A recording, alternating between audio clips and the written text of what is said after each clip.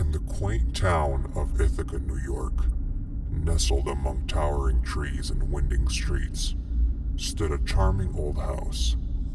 The Henderson family had just moved in, excitedly unpacking boxes and exploring their new home's nooks and crannies.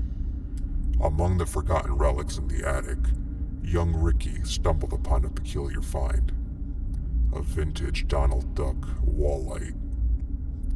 The light, shaped like the beloved Disney character, seemed innocent enough at first glance. Its paint was faded, its bulb emitted a soft, warm glow, but as night fell, Ricky couldn't shake the feeling that something was off about the light. It flickered intermittently, casting eerie shadows across the room. Curiosity gnawed at Ricky's mind, and he found himself drawn to the Donald Duck light each night. Sleepwalking, he'd wander into the living room, where the light hung innocently on the wall. But as he approached, strange things began to happen. One night, as Ricky stood mesmerized by the flickering glow, whispers echoed through the house, chilling him to the bone. Another night, the furniture shifted and creaked, as if possessed by some unseen force. And on the darkest night of all, Ricky could have sworn he saw the shadow of a figure looming in front of the light. A shadow with glowing eyes that followed his every move. But it was the night when Ricky attempted to unplug the Donald Duck light that the true horror unfolded. As he reached out to disconnect it from the wall, a blood-curdling scream pierced the air, echoing from the depths of the house. Ricky's heart pounded in his chest as he raced to his parents' bedroom, fearing the worst. To his horror, he found his father thrashing in bed, writhing in agony as if tormented by unseen hands. But as Ricky shook him awake, his father's eyes snapped open, confusion clouding his features. "What's wrong, son?" he asked groggily, oblivious to the terror that had gripped the house just moments before. Unable to comprehend what he had witnessed, Ricky retreats to his room, the echoes of his father's screams ringing in his ears. Sleep eluded him that night, haunted by visions of darkness and despair. Desperate for answers, Ricky confided in his parents, but they dismissed his fears as a mere imagination.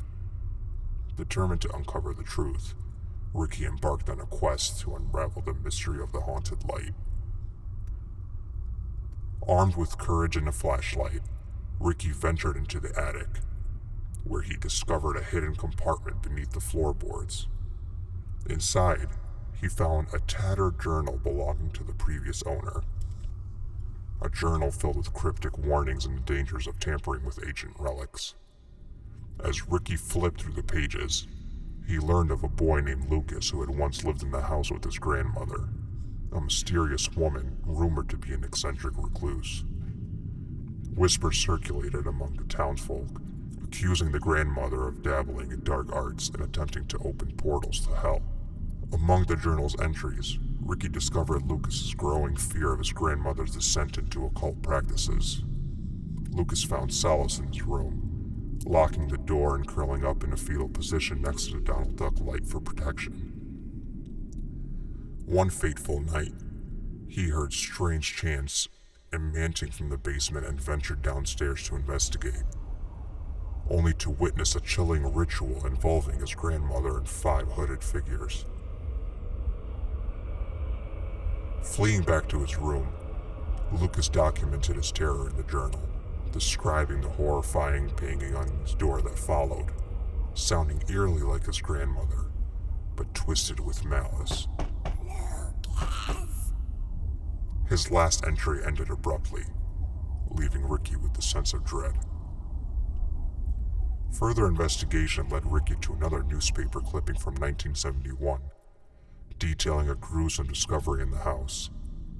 Police found several bodies, including Lucas and his grandmother, suspended from the ceiling by their legs.